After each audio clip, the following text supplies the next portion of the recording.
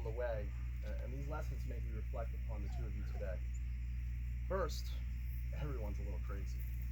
Everyone's a little crazy. Some more than others. Some more than others. But to really be happy, we must find the crazy that works for us. You know, there's been times in this couple's journey that crazy has surfaced. You know where we're going with this. Actually, very early in the relationship. Where's Juan? There was a time where Juan and Jeff were hiding behind the blinds. I'll say no more. Another time was when Jeff was having his typical stress moments. I've got to work. You got to go. I've got to work. And Tara so accurately put, he talks about it more than he actually does. Like I said, every one of us has a little crazy, but yours works with one another, and that's what's key. The second lesson I learned is you can't love the person you can live with. You have to love the person you can't live without. You definitely get on each other's nerves, as we all do with each other, you know, from time to time. But I've watched you guys grow closer and closer and lean on one another through very difficult times. I watched you guys move up in the middle of nowhere during COVID, right? Two city people living in the woods.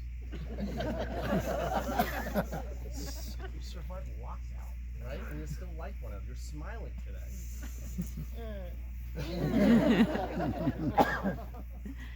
You know, I recall when Jeff first met Tara, I said to him, this is a true story, Tara, don't mess this up.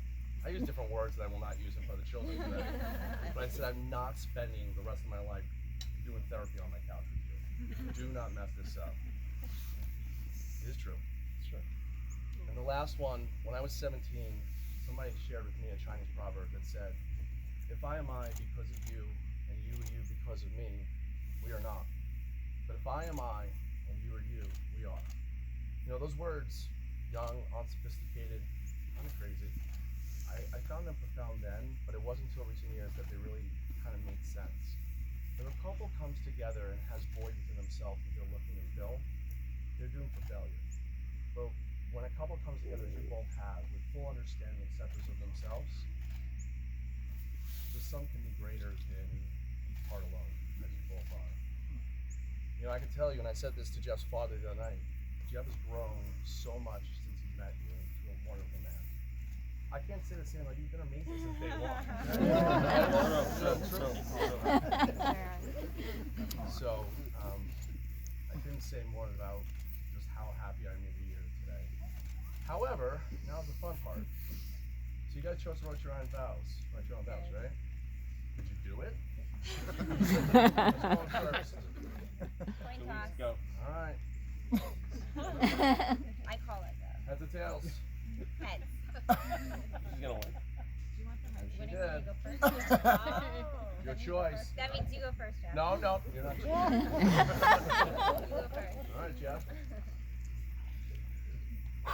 All right. Need the mic or you got a microphone?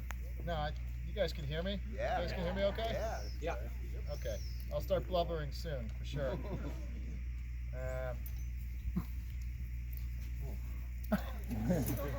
You can do it. Well, I guess there's one thing we all know about Tara. She loves when we talk about Tara.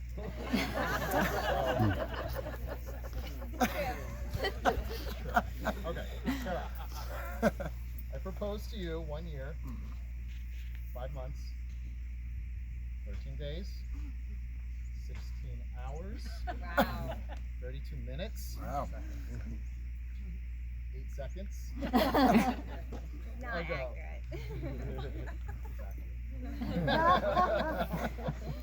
And when you said yes, absolute madness unfolded in this world. It is February 29th, 12 hours before the first confirmed COVID case in the US. And I guess a pandemic is one way to stress test a relationship. Really, stress test a relationship.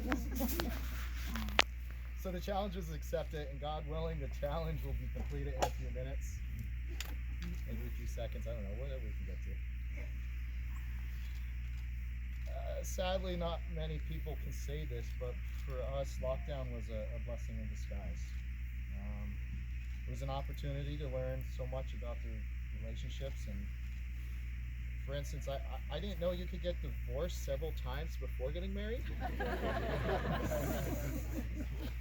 I also didn't understand that no means yes when your fiance wants a new puppy.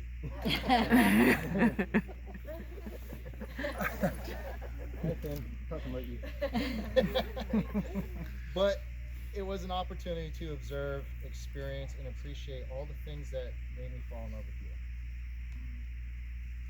Tara, I love the comfort you bring me. I spent half my life traveling around this country, and with you I found a home figuratively and literally. I love your heart and the way you feel for other people. The empathy and kindness that you offer this world is rare, and it's a desirable thing to be close to, which is why you have so many wonderful people in your life that I'm excited and honored to be part of this clan. If you guys okay with me,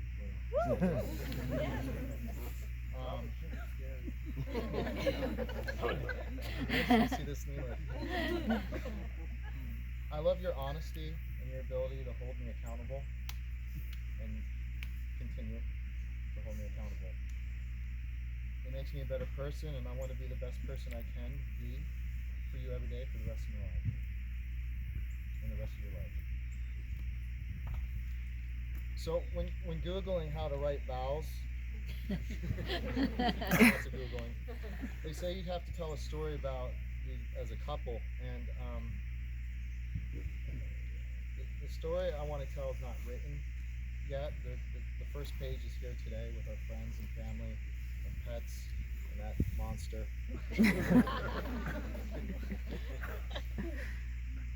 Celebrating the years that we have ahead of us. So tomorrow I'll tell that story. So today I have two promises.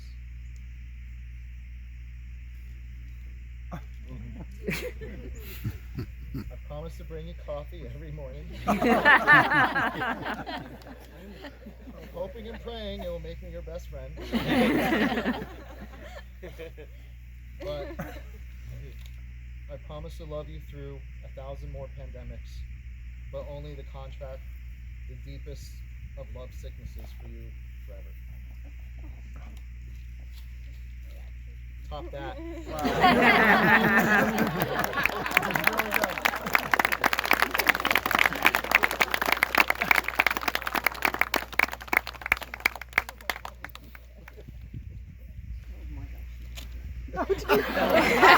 Got 2 pages.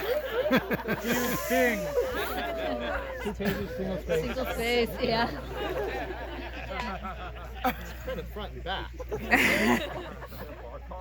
This is both the easiest and most difficult thing I've ever had to do.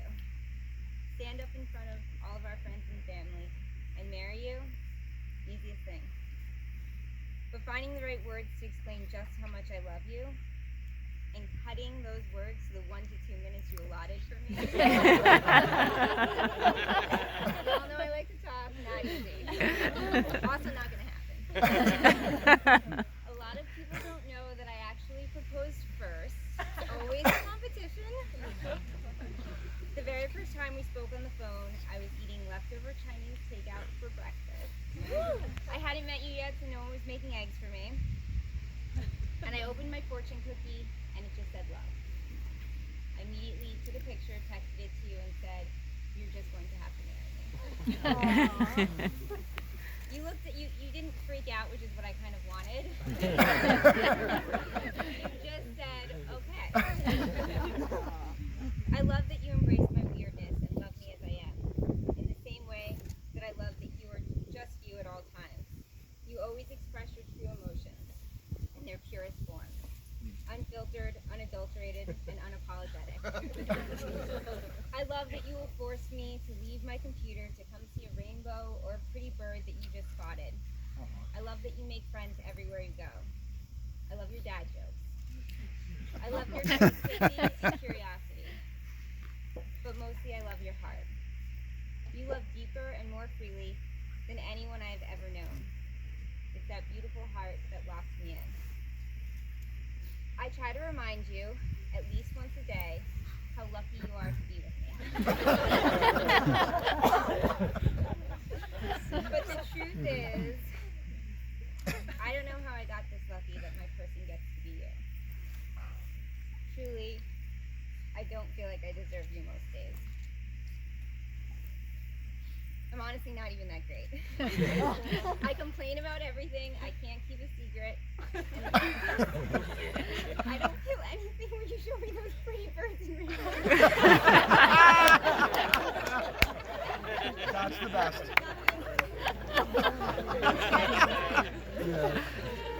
The goodness in me is nothing compared to the depth of goodness in you.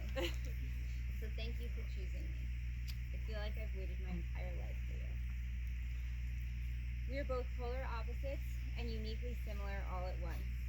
You are a man of few words. You literally answer questions with yes or no.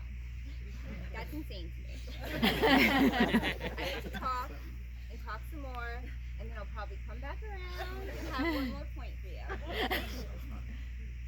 When it comes to decisions, I mull and I think and I make lists and I second guess myself. I do research. You somehow just know. Even though it still drives me crazy that you never make a reservation for dinner and prefer to just wing it, even on Friday night in New York City. I love that you push me to do things outside my comfort zone, like buying a house in the middle of a global pandemic on a whim, the very first house we saw, no less.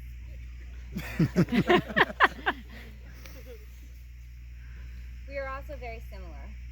We love to eat out, we love the same TV shows, we both love to host and always want our home to be the one everyone comes to. Also, you always put my happiness first. Similarly, I always put my happiness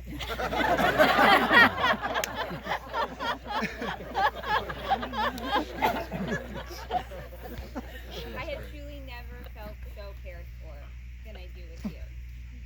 And you know my mother, so that is no small feat.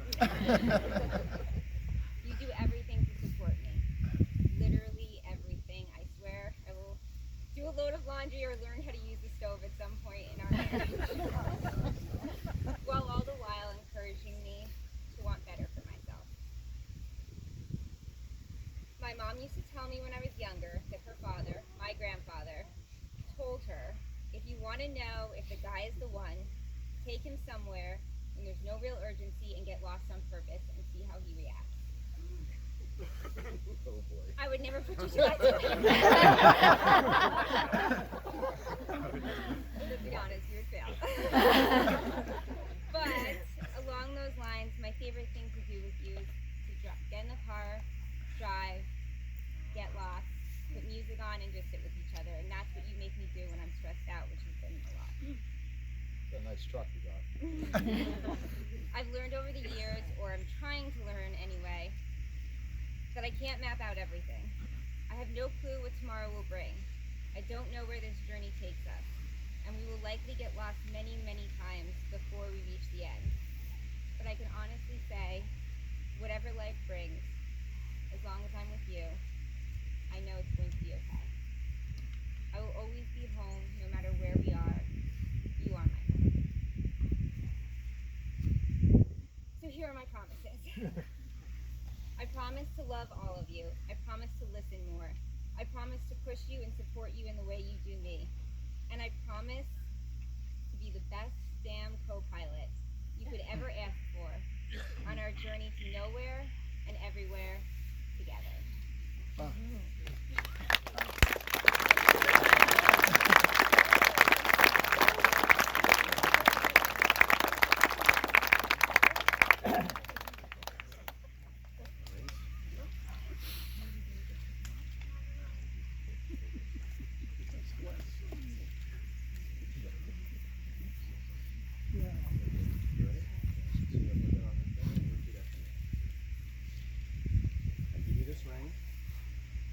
This ring as a sign of our love, and our commitment for each other. To each other.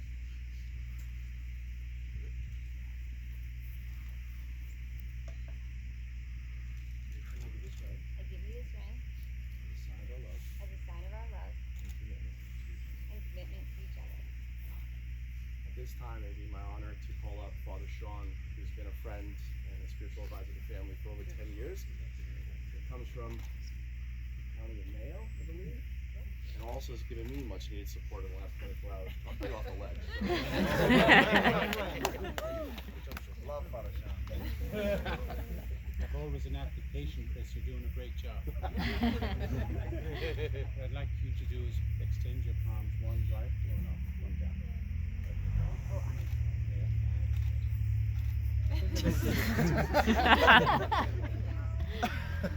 Many cultures have different ways of blessing the hands of a bride and groom. If you were a Philomene, you have to take two, but that's all right. In the ancient Celtic tradition of hand blessing, the couple's hands are literally tied together to symbolize spirituality and physical unity as prayers and blessings that are recited. And in any tradition, a hand blessing is a ritual that is meant to draw you closer to one another. Hands are considered to be a connection to the heart, and hands blessed symbolically brings your hearts together. And with that in mind, let us bless the hands of Tara and Jeff. Those of you who are Catholic and those of you who are not aware, this is a stole that a priest wears. I'm going to place it over their hands to say a special blessing. Tara and Jeff, I want you to both look at each other's hands as I do. These are the hands of your best friend, young and strong and full of love for each other. They are holding yours now on your wedding day, as you promise and have promised to love each other today, tomorrow, and forever. These are the hands that will work alongside yours as together you build your future. These are the hands that will passionately love you and cherish you through the years, and with the slightest touch will comfort you like no other. These are the hands that will hold you when fear or grief fills your mind. These are the hands that will countless times wipe away tears from your eyes, tears of sorrow and tears of joy. These are the hands that will tenderly hold your children, please God. These are the hands that will help you to hold your family as one. These are the hands that will give you strength when you need it. And lastly, these are the hands that even when wrinkled and aged, will still be reaching for yours, still giving you the same unspoken tenderness with just one touch. May the Lord bless you and keep you. May the Lord make his face to shine upon you and be gracious to you. And may the Lord lift up his countenance upon you and give you his peace. Father, Son, and Holy Spirit. Amen. Chris? Thank you, sir. Here's the fun part. I now pronounce, excuse me. By the power vested in me by the American Marriage Ministries on the internet, the state of New York, and the kingdom of the crystal skull, I now pronounce you.